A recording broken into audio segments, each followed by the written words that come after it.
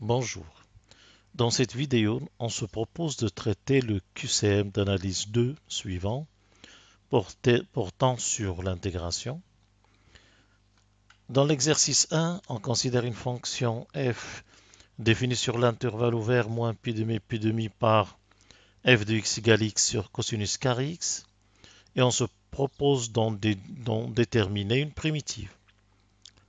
Alors cette primitive est-elle donnée par x tangente x moins ln valeur absolue de cosinus x, ou bien x carré tangente x plus ln de valeur absolue de sinus x, ou bien f de x égale x tangente x plus ln de valeur absolue de cosinus x. Notons déjà que le choix B peut être éliminé immédiatement puisque la fonction sinus s'annule sur l'intervalle moins pi demi, donc la fonction grand F n'est pas définie à cause du log. Reste à choisir entre petit a et petit b. Nous avons f de x égale petit x sur cosinus carré x. Cette fonction est définie continue sur l'intervalle ouvert moins pi demi, puisque le cosinus ne s'annule pas. Alors nous cherchons une primitive de petit f. Une primitive est donnée a priori par l'intégrale de ax. On peut choisir a dans l'intervalle moins pi demi, par exemple 0, x de t sur cosinus carré t dt, c'est-à-dire petit f de t dt. Pour calculer cette intégrale, nous allons procéder par parties. On peut poser u égale t, ce qui donnerait u' égale 1, et v' égale 1 sur cosinus carré t. On peut prendre comme primitive v égale tangente t.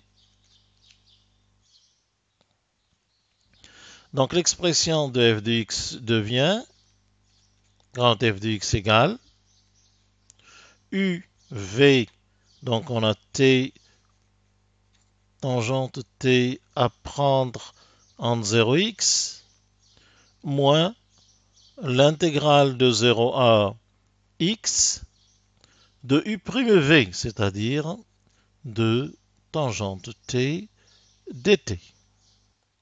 Ce qui nous donne f de x égale, alors ce crochet pour t égale x, il vaut x tangente x. Pour t égale 0, il est nul, moins tangente x, c'est sinus x sur cosinus x. On peut l'écrire donc intégrale de 0 à x de moins sinus t sur cosinus t dt. Et par conséquent, f de x va être égal à x tangente x plus ln de valeur absolue de cosinus t à prendre entre 0 et x. Ce qui donne enfin f de x égale x tangente x plus, pour t égale x, cela nous donne ln de valeur absolue de cosinus x. Pour t égale 0, nous avons cosinus 0 égale 1 et ln de 1 égale 0. Et par conséquent, la primitive est celle qui est proposée dans la réponse C. On passe maintenant à l'exercice 2. Dans cet exercice, on considère l'intégrale I égale l'intégrale de moins pi demi à pi demi de dt sur 1 plus racine de 3 sin carré t. Le changement de variable u égale tangente t donne, premier choix, petit a, i égale 1 sur pi facteur de 1 plus racine de 3. Petit b, i égale pi sur racine de 1 plus racine de 3. Alors nous allons donc calculer cette intégrale. Nous avons i égale intégrale de moins pi demi à pi demi dt sur 1 plus racine de 3 sinus carré t. Nous posons le changement de variable proposé, u égale tangente t. Nous avons donc ici du est égal à dérivée de tangente t 1 plus tangente carré t dt. Pour ce qui est des bornes, lorsque t est égal à moins pi demi, u sera égal à moins l'infini. Et lorsque t est égal à au temps vers pi demi, u sera égal à plus l'infini. Notons aussi que sinus carré de t doit être exprimé en fonction de u. On peut l'écrire 1 moins cosinus carré t, ou bien 1 moins 1 sur 1 plus tangente carré t. Autrement dit, on peut exprimer sinus carré t en fonction de u. Sinus carré t est donc égal à 1 moins 1 sur 1 plus u carré. Reprenons l'intégrale. L'intégrale donc va devenir i égale l'intégrale de moins l'infini à plus l'infini de 1 sur 1 plus, alors racine de 3 multiplié par cette expression peut être simplifiée en réduisant au même dénominateur et s'écrira u carré sur 1 plus u carré. Donc racine de 3 multiplié par u carré sur 1 plus u carré. Multiplié par dt, dt qui, on l'a vu, on peut le revoir en haut, dt est égal à du sur 1 plus u carré, puisque tangente t, c'est u. Donc, je vais avoir ici du sur 1 plus u carré. Alors, en réduisant ici au même dénominateur, nous allons avoir i est égal à l'intégrale de moins l'infini à plus l'infini du sur le 1 plus u carré se simplifie et après réduction au même dénominateur, nous allons avoir 1 plus u carré plus racine de 3 u carré, c'est-à-dire que i est égal à l'intégrale de moins l'infini à plus l'infini de du sur 1 plus u au carré fois 1 plus racine de 3. On voit venir ici l'arc tangente, notons que cette intégrale est définie, puisque l'intégrale de 0 à l'infini converge, cette fraction rationnelle équivaut à 1 sur u carré fois une constante, donc intégrale de Riemann convergente, et l'intégrale de moins l'infini à 0 converge aussi, pour la même raison.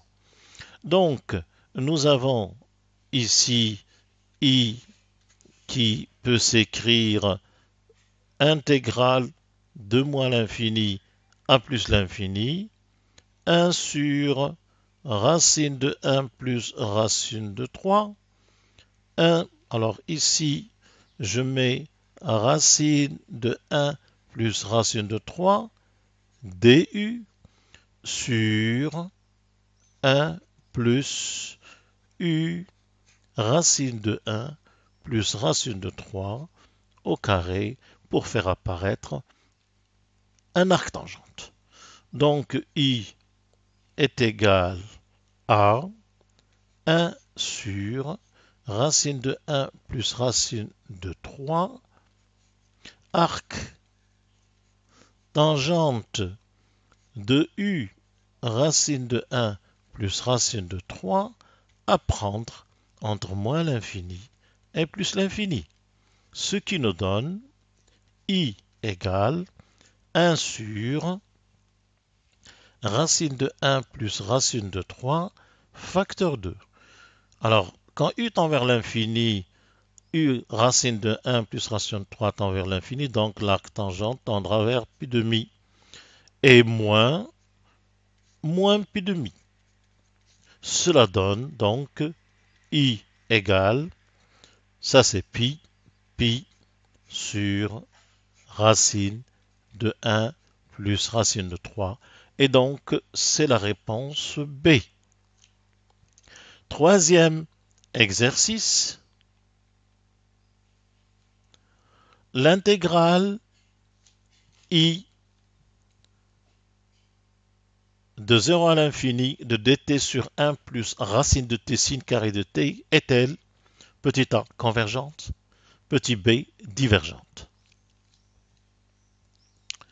Nous avons ici la fonction sous le signe somme f de t est égale à 1 sur 1 plus racine de t sinus carré t. C'est une fonction qui est positive. Nous voyons ici la présence de racine de t. Le signe carré peut être encadré. Sinus carré peut être encadré. En effet, racine de t, sinus carré t est compris entre racine de t et 0, puisque sin carré est compris entre 0 et 1. On en déduit donc que 1 plus racine de t sinus carré t est compris entre 1 plus racine de t et 1. Donc, pour avoir un encadrement de t, il faut inverser. Si on inverse, nous avons f de t supérieur ou égal à 1 sur 1 plus racine de t. 1 plus racine de t est strictement positif.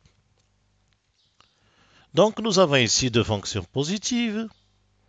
La première, 1 sur 1 plus racine de t. Alors, l'intégrale de 0 à l'infini de dt sur 1 plus racine de t diverge. En effet, il suffit de remarquer que 1 sur 1 plus racine de t équivaut au voisinage de l'infini à 1 sur racine de t, et nous sommes donc devant une intégrale de Riemann. L'intégrale, bon ici je prendrai de 1 pour ne pas avoir de problème, de dt sur racine de t, c'est une intégrale de Riemann qui est divergente puisque alpha égale 1 demi inférieur à 1. Par conséquent, notre fonction positive est minorée par une fonction positive dans l'intégrale est divergente.